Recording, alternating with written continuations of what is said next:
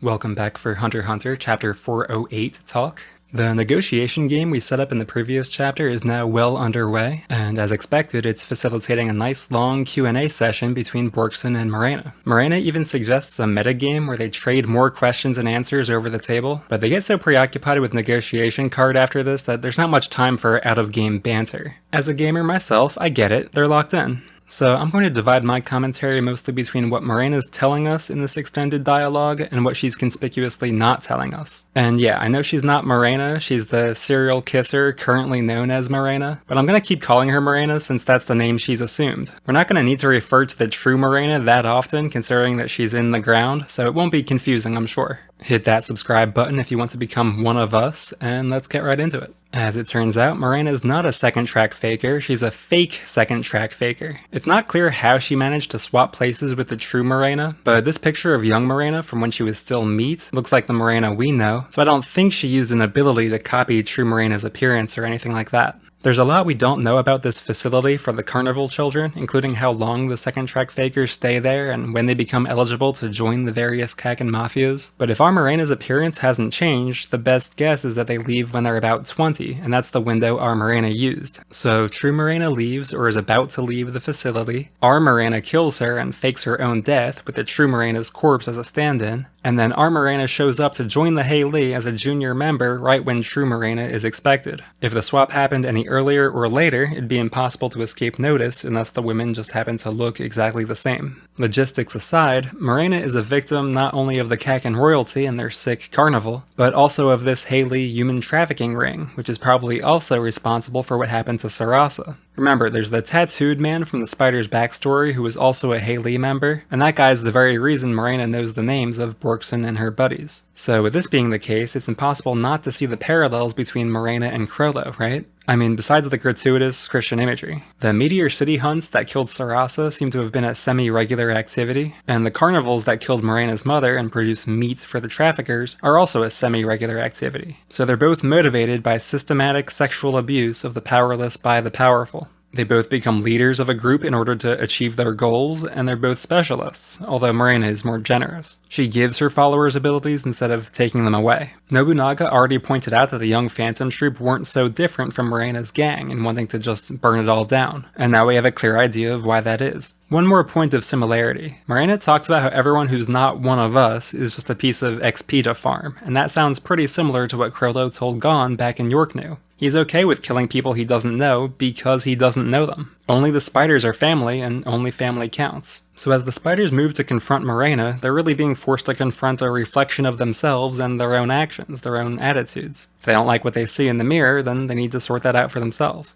But Krollo is not the only villain I want to compare Morena to. The fact that she was sent to a facility for meat reminded me instantly of Meruem and his meat orchard. In both cases, we have the sickening idea of human beings getting dehumanized and treated as meat. And Meruem's facility was also intended to elevate new soldiers over the rest of the meat, kind of like the elevated second track fakers. Essentially, Morena's story is telling us that we don't need chimera ants to dehumanize us and process us and unfairly divide us into haves and have-nots. We're doing it to ourselves just fine. So if we were glad to see the selection stopped in its tracks, of course we're going to feel sympathy for Morena's goal of stopping the carnivals, even if we don't quite follow her to the conclusion of wiping out the human race. As a little translation side note here, it's noteworthy that carnival is itself etymologically connected to meat. Carnis in Latin is meat, so a carnivore is a meat eater and a carnival is a meat party. You go nuts and eat all the meat you've got right before Lent when you're not allowed to eat it anymore. When I saw this association of carnival and meat in the chapter, I couldn't believe this connection actually existed in the original Japanese. But I checked with Voracious Drake, and it does. The Japanese word Togashi used is a borrowing from Latin. So the awful meat party association in this case, and the connection to Morena's life as meat, it's all intended by the author. We're not just reading that into it. So you might think Meruem is more similar to Nasubi so far, rather than Morena herself, but grown-up Morena does some dehumanizing of her own. Again, she tells Bjorkson that everyone outside her group is just XP. So in her vengeance, she's also treating the masses as means to her selfish ends rather than as ends unto themselves, i.e. people. And power-wise, the similarity is even greater because she powers up by killing more victims, just like Meruem did. She's got that same potential for endless growth, the same systemic incentive for a high body count, and the same penchant for gaming. Although I don't think she's going to get permanently sidetracked by rematches with Borkson like Meruem did with Kamugi. There's even a small connection insofar as she's given up her real name while Meruem was searching for his real name, so they're both not quite who they are, but I won't stretch the point. Still, with all these elements she has in common with Chrollo and Meruem, two of the major villains of the series, I have to think Morena is going to be a pretty big deal in her story. Don't expect Phinks and Feitan to stroll into her hideout and take her off the board just like that. Besides, we've gotta find out what her big plan is after it's been built up this much. So on that subject, let's talk about what Morena is not telling Borkson here. First of all, I'm suspicious about her explanation for why it's risky to play the game for too long. She says there's probably 50 or 60 other potential specialists on board, so Bork better hurry up before she finds another one who's more open to killing people. But what is she talking about? If she's considering the 200,000 civilians, I mean, she's not going to just find a potential specialist who's also already a murderer. Murderers should be even more rare in the population than specialists. Borkson doesn't see murder as a solution to her problems, but almost nobody does. And in the astronomically unlikely event that Dogman found a potential specialist with murderous tendencies in the next few minutes, would Morena interrupt the current game to go try and recruit them? If not, Borkson's in no danger of suddenly becoming superfluous to her plans, and given the statistics, it's just not worth worrying about anyway. We know Morena's in a hurry for her own reasons, and that's reason enough not to want to scour the ship for those 50 out of 200,000. So I think this threat to just find a better candidate is an empty one. Another reason to think that is Borkson's not just a specialist, she's an army officer connected to Cyrenix's guards. So far, Morena hasn't mentioned this fact at all, and has only told her she was chosen for her specialist potential. We can guess from this that not only is Borkson irreplaceable, but the plan for her intended ability also involves her position and/or Cyrenix in some way. The details of which we've all been trying and failing to guess at. Leave your guess in the comments, and you just might be able to gloat over it like all the people last week who said the card game really is part of Morena's ability. Looks like it is. I blew that one, my bad.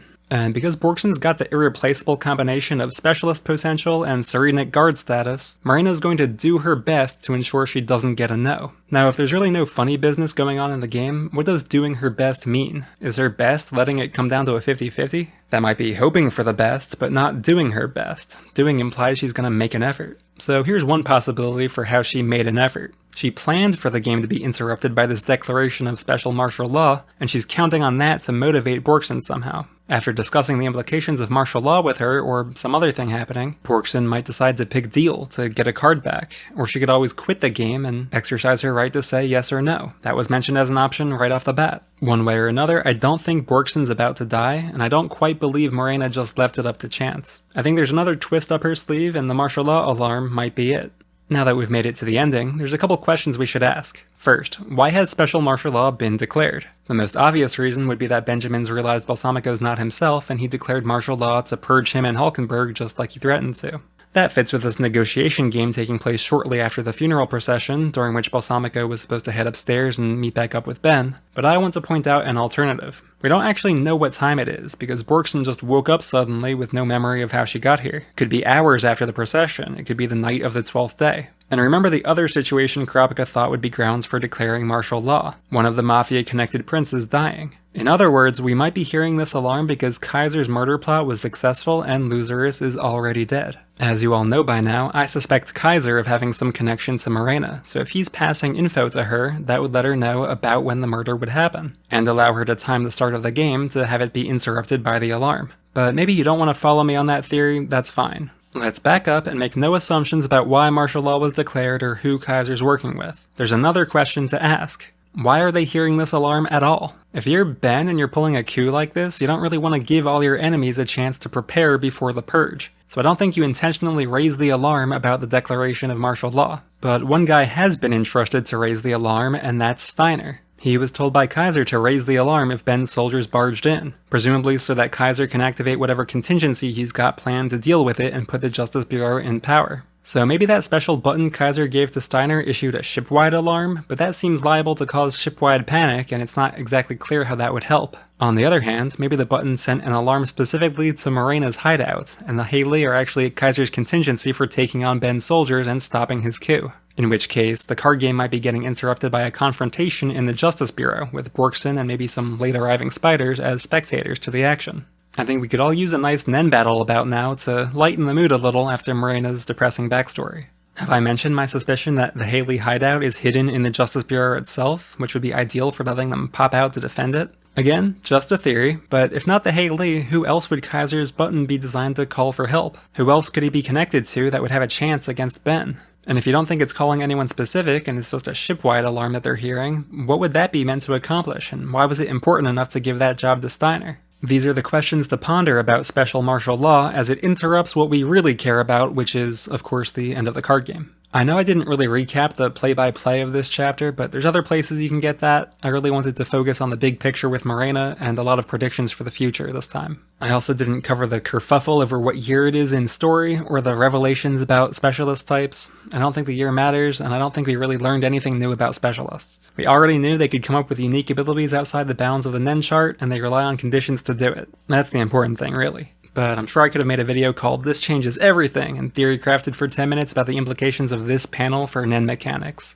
Don't get me wrong, more power to you if you make or enjoy those videos. It's just not really what I'm here for. I'm more into the character motivation side of things. And speaking of motivation, I want to thank my patrons for supporting the channel. Thank you so much. It really helps to know that people are rooting for me and they want more of what I'm doing. I'm sure you've noticed that I'm falling behind with the Succession War Explained series, but to look on the bright side, that means that there's going to be plenty still for me to do when we get through chapter 410 and Togashi probably goes back on hiatus. However many months it is till we get the next batch, I've got videos enough in my head to fill that gap. So don't worry about it, we'll get through the hiatus together.